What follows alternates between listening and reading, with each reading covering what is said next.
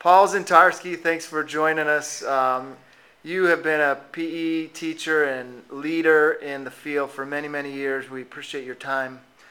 Tell me what would be the ideal PE class to help students physically and academically throughout the day. Good question, Dave. A good physical education class is about moderate to vigorous movement. We have to try and eliminate downtime in our classes. Too much time spent on taking roll, doing things that really don't get the kids active. A good phys ed class is one where the kids come out and they start to be engaged right away, and during the course of the class, maybe the teacher takes attendance.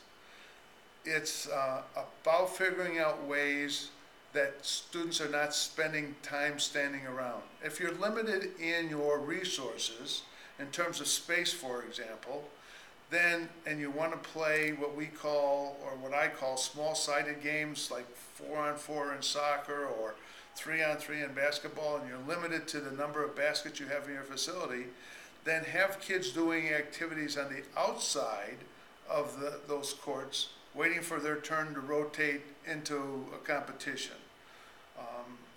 Or, you know, one of the things I don't think is a good activity, for example, is flag or touch football. Because I've seen so many times where kids will spend 33 minutes in a huddle to create a play that takes 10 seconds to execute, and then they spend another 33 minutes in the huddle.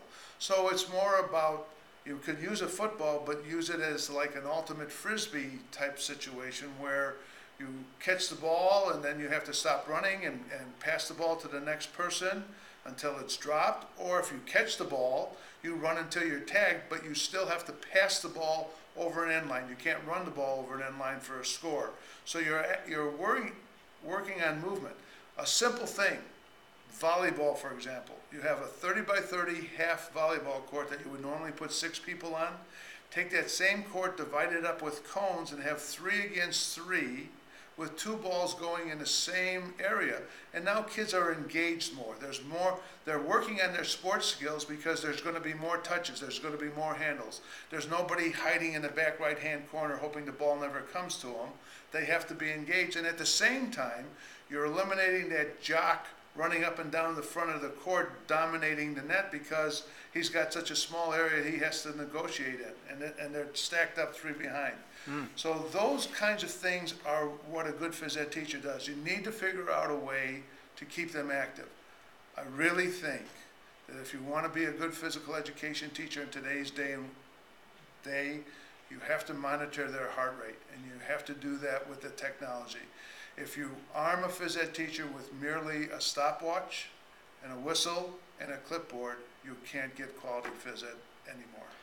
So really it's just changing it so that each student is active throughout the period and designing those different activities so that you're eliminating, you're kind of in the brain of the student, and you're trying to say, what are they going to be doing throughout this whole 50 minutes or whatever time frame they have. Right.